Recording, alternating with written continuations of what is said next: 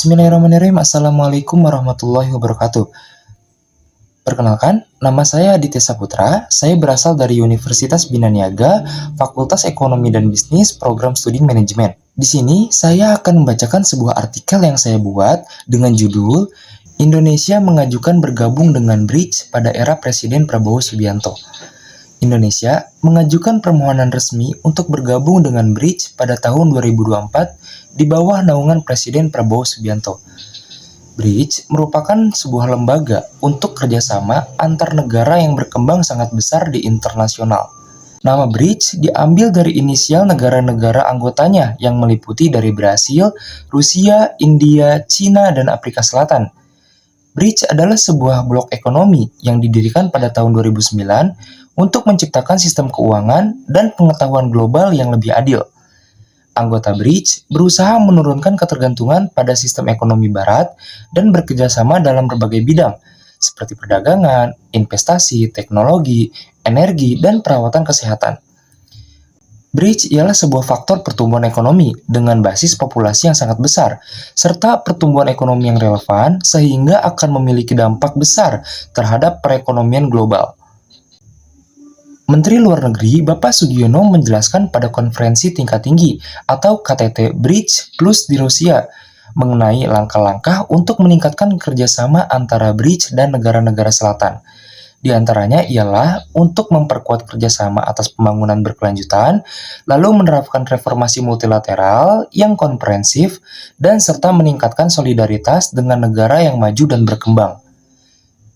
Keanggotaan Indonesia di negara-negara BRICS merupakan perwujudan politik luar negeri yang bebas dan aktif.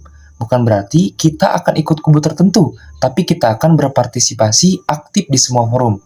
Tegasnya Bapak Sugiono yang dikutip di Jakarta, Jumat 25 Oktober 2024. Secara terpisah, Bapak Sugiono menjelaskan prioritas BRICS juga sesuai dengan rancangan Kabinet Merah Putih di era Pak Prabowo Subianto. Kesamaan ini bisa terlihat pada ketahanan pangan dan energi, pengentasan kemiskinan, serta pemanfaatan sumber daya manusia. Pak Sugiono juga tidak lupa untuk meminta maaf kepada Presiden Rusia Vladimir Putin karena ketidakhadiran Presiden Prabowo Subianto di KTT BRICS. Ia mengatakan Pak Prabowo berhalangan hadir karena alasan mendesak. Dengan melihat keanggotaan di BRICS, Indonesia bisa menjadikan ini sebagai kesempatan atau peluang untuk memperluas pengaruh dan jangkauan ekonominya di Asia serta global. Adapun beberapa hal yang harus diperhatikan oleh Indonesia dalam merumuskan strategi yang tepat. Di antaranya, harus diperhatikan ialah mendiversifikasi kemitraan, penguatan dalam ekonomi domestik, dan serta diplomasi yang cerdas. Presiden Prabowo Subianto juga menilai bahwa Indonesia perlu memanfaatkan peluang ini untuk memperkuat perekonomian domestik melalui aliansi dengan negara berkembang lainnya. Dengan penyesuaian kebijakan yang lebih baik, Indonesia juga ditawarkan oleh BRICS untuk berperan lebih besar dalam menentukan arah kebijakan global, khususnya di bidang perdagangan maupun keuangan. Begitu demikian, Hikmahanto Juwana sebagai guru besar hukum internasional di Universitas Indonesia mengatakan juga bahwa bergabungnya Indonesia dalam perkumpulan BRICS merupakan langkah yang sangat tepat. Ia mengatakan Indonesia dapat mengurangi penguasaannya terhadap Organisasi Kerjasama dan Pembangunan Ekonomi atau OECD yang berkembang hingga saat ini. Hikmahanto berpendapat bahwa pandangan Indonesia terhadap OECD jika dibandingkan saat ini kurang kuat dibandingkan dengan masa lalu.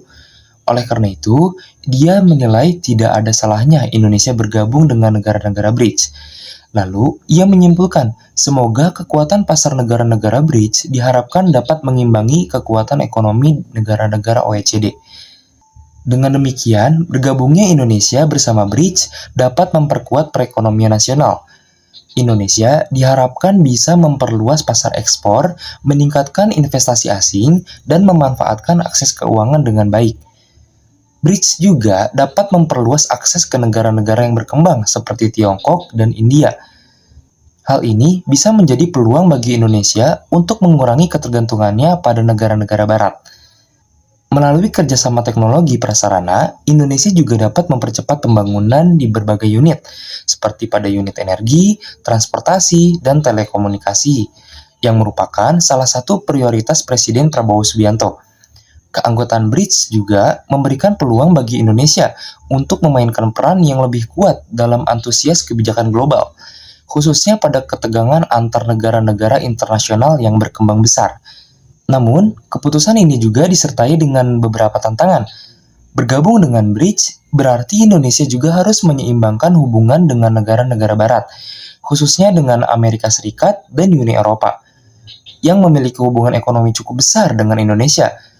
Adanya risiko bahwa beberapa negara barat mungkin memandang langkah ini sebagai upaya menjauh dari pengaruh mereka. Selain itu, BRICS sendiri mengalami tantangan internal yang begitu signifikan. Terjadinya perbedaan kepentingan antara anggota BRICS, terutama antara Tiongkok dan India, menjadi sebuah tantangan dalam mengembangkan kebijakan yang benar-benar efektif. Indonesia harus mampu berperan sebagai fasilitator yang memberikan manfaat, sekaligus memaksimalkan potensi mereka. Upaya Indonesia untuk mengajukan keanggotaan BRICS ini pada era Presiden Prabowo Subianto merupakan langkah strategis untuk mencapai sebuah tujuan utama Indonesia. Dengan menggunakan tindakan ini yang diambil sebagai bagian untuk memperkuat posisinya yang berbasis strategi di platform global dan memperluas perekonomian serta urusan dengan negara-negara yang maju dan berkembang.